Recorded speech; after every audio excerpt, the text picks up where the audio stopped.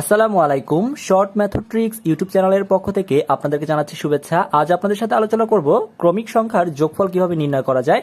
তো আমি একই সাথে শর্টকাট এবং গতানুগতিক দুইটা জিনিসই আপনাদেরকে দেখাবো।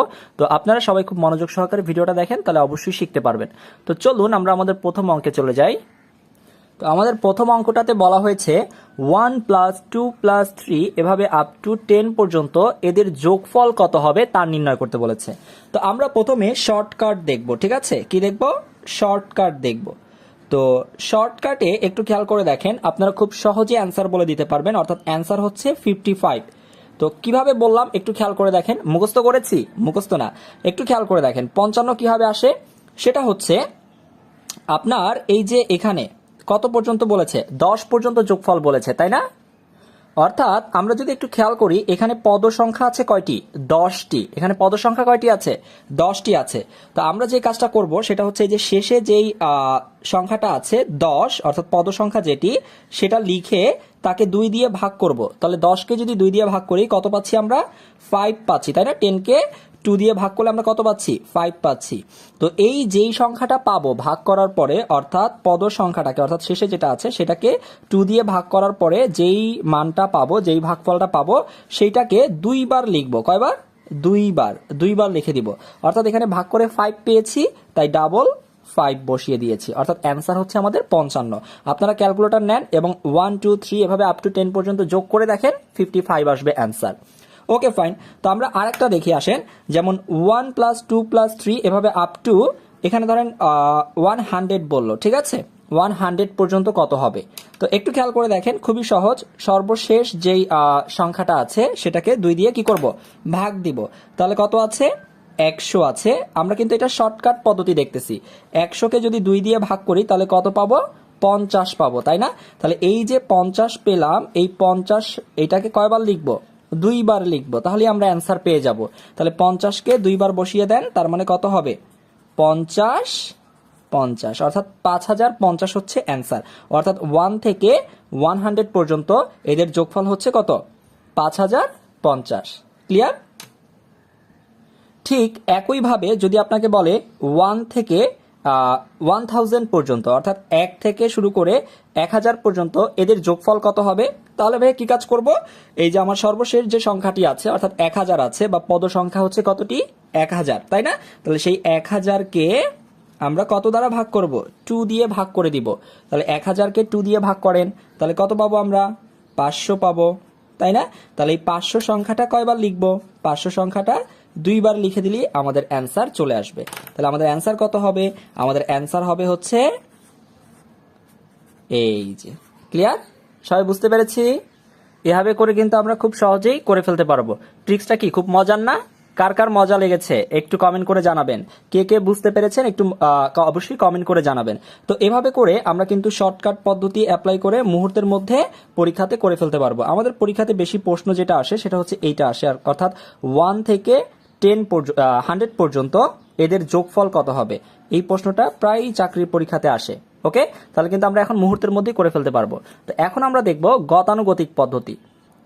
আমরা প্রথম যে অঙ্কটি ছিল আমাদের সেটি লিখে নিয়েছি, 1 + 2 + 3 এভাবে আপ টু 10 পর্যন্ত এদের যোগফল কত হবে। তো আপনি যদি এটাকে করতে চান তাহলে এটার একটা সূত্র আছে। কি আছে? সূত্র আছে। সূত্রটা হচ্ছে এরকম যে গড় ইনটু পদ সংখ্যা, গড় ইনটু পদ সংখ্যা।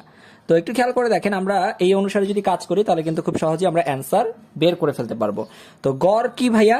আমরা গড় সবাই জানি, গড় হচ্ছে প্রথম পদ এবং শেষ পদ এই দুইটার যোগফলকে 2 দিয়ে ভাগ করতে হয়। অর্থাৎ যদি আমরা গড়ের এই মানটা বের করি, তার মানে হচ্ছে প্রথম পদ কত? 1, এবং শেষ পদ কত? শেষ পদ হচ্ছে 10 ডিভাইডেড বাই 2। গড় বের করে ফেললাম, ঠিক আছে? গড়ের মানটা সাজিয়ে নিলাম। গুণ পদ সংখ্যা। পদ সংখ্যা কত? এই যে পদ সংখ্যা হচ্ছে আমার 10, তাহলে আমরা এখানে 10 বসিয়ে দিই। তাহলে আমরা একটু এখানে ক্যালকুলেশনটা করে ফেলি। 10 আর 1 যোগ করলে হয় 11 ডিভাইডেড বাই হচ্ছে 2 গুণ হচ্ছে 10। তো আমরা এই যে 10 যেটা আছে সেটাকে যদি আমরা 2 দিয়ে কাটাকাটি করি তাহলে কত আসে? 5 আসে। তো 5 এর সাথে 11 গুণ করে দেন, তার মানে হচ্ছে কত? 55, অর্থাৎ 55। ঠিক আছে? যেটা আমরা কিন্তু শর্টকাটে করেছিলাম সেখানেও আমরা পেয়েছিলাম, তাই না? তার মানে আমাদের অ্যান্সার হচ্ছে কত? 55। আমরা এভাবে যেমন অঙ্কটা করে ফেলতে পারি, তেমনি চাইলে আমরা আরো একভাবে অঙ্কটা সলভ করতে পারি। ভাই কিভাবে? অর্থাৎ অঙ্ক যে কতভাবে সলভ করা যায় ঠিক আছে, তা আসলে দেখলে বোঝা যায়। আপনি যেভাবেই করেন না কেন আপনার পরীক্ষায় অ্যান্সার মিললেই আপনার কাজ শেষ। আচ্ছা, আরেকটা পদ্ধতি দেখেন, এইটাকে আমি নাম দিচ্ছি হচ্ছে ধরেন দ্বিতীয় পদ্ধতি। প্রথমে তো আমরা শর্টকাট পদ্ধতি দেখলাম, এটা হচ্ছে দ্বিতীয় পদ্ধতি। এবার আমরা তৃতীয় আরেকটা পদ্ধতি দেখি। তৃতীয় পদ্ধতি কি? তৃতীয় পদ্ধতি হচ্ছে একটা সূত্র ইউজ করে আমরা অঙ্কটা করতে পারবো। সূত্রটা কি? সূত্রটা হচ্ছে এরকম একটা সূত্র আছে, আপনারা অনেকেই চিনেন, জানেন, সূত্রটার সাথে পরিচিত। n into n plus one divided by two. Okay, n into n plus one divided by 2। তো এখানে আমরা এই যে n এর মানটা কি, এখানে n এর মানটা হচ্ছে এই যে 10, অর্থাৎ আমাদের যে পদ সংখ্যাটা ছিল 10, তাহলে আমরা বসিয়ে দেই n এর মান হচ্ছে কত? n এর মান হচ্ছে 10। তাহলে এখানেও n এর মান হচ্ছে 10 প্লাস সূত্রের 1 ডিভাইডেড বাই হচ্ছে 2। তাহলে কত আসে? 10 ইন্টু 11 ডিভাইডেড বাই হচ্ছে 2। 2 দিয়ে 10 কে কাটেন 5, 5 এর সাথে 11 গুণ করে দেন 55। ওকে, তাহলে এটা আমাদের অ্যান্সার। বুঝা গিয়েছে? তাহলে আমরা এভাবে খুব সহজে করে ফেলতে পারবো না? তো চলুন একই সাথে আপনাদেরকে আরেকটা অঙ্ক দ্বিতীয় এবং তৃতীয় পদ্ধতিতে করে দেখাচ্ছি। ধরেন দ্বিতীয় পদ্ধতিটা কি ছিল? আমাদের সূত্র ছিল, কি সূত্র ছিল? গড় ইন্টু পদ সংখ্যা, তাই না? আচ্ছা, ওকে, গড় ইন্টু পদ সংখ্যা। তো গড় মানে কি? গড় মানে হচ্ছে প্রথম পদ এবং শেষ পদ যেটা আছে তাকে আমরা যোগ করে 2 দিয়ে ভাগ করে দিব, তার মানে 1 প্লাস 100 ডিভাইডেড বাই 2 ইন্টু পদ সংখ্যা কত? পদ সংখ্যা হচ্ছে 100। ওকে, তাহলে আমরা কত পাই? এখানে হচ্ছে 101 ডিভাইডেড বাই 2 গুণ হচ্ছে 100, তাই না? তো আমরা যদি কাটাকাটি করি তাহলে পাচ্ছি 50, তাই না? তাহলে আমরা যদি এটাকে এখন ক্যালকুলেশন করে ফেলি, 5 দিয়ে 101 কে আগে গুণ করেন, 5 একে 5, 5 শূন্য 0, 5 একে 5, আর এই যে একটা শূন্য আছে, শূন্যটা এখানে বসিয়ে দেন, তাহলে 5000 কত? 50। এটাই হচ্ছে আমাদের অ্যান্সার। দ্বিতীয় পদ্ধতিতে করলে আপনারা এভাবে করে ফেলতে পারবেন। আচ্ছা, একই সাথে যদি ভাই তৃতীয় পদ্ধতিতে করতে চাই তাহলে কিভাবে করব? ঠিক সেম একই রকম। তৃতীয় পদ্ধতির জন্য সেই সূত্রটা লিখেন, n into n plus one divided by 2। তাহলে আমরা এখানে এখন মান বসিয়ে দিলেই পেয়ে যাব আমাদের অ্যান্সার। n এর মান কত? n এর মান হচ্ছে 100 ইন্টু 100 প্লাস 1 ডিভাইডেড বাই 2। তাহলে আমরা পাচ্ছি কত? 100 ইন্টু 101। আচ্ছা, ডিভাইডেড বাই 2, 2 দিয়ে যদি আমরা এটাকে কাটি তাহলে কত পাচ্ছি? 50, তাই না? তো আমরা যদি গুণ করে দেই তাহলে কত পাবো? সেই যে আমাদের 5050 পেয়ে যাচ্ছে, অর্থাৎ এটাই হচ্ছে আমাদের অ্যান্সার। ক্লিয়ার? আচ্ছা, আপনারা যদি সবাই আজকের এই অঙ্কটি বুঝে থাকেন তাহলে আপনারা সবাই আমাকে এই HWT করে আপনারা কত কম মানে অ্যান্সার হবে সেটা আমাকে কমেন্ট করে পাঠিয়ে দেন, দেখি কার অ্যান্সার সঠিক হয় এবং কে সবার আগে অ্যান্সার করতে পারে। ঠিক সেম পদ্ধতিতে করে আমাকে জানান এটার অ্যান্সার কত হবে।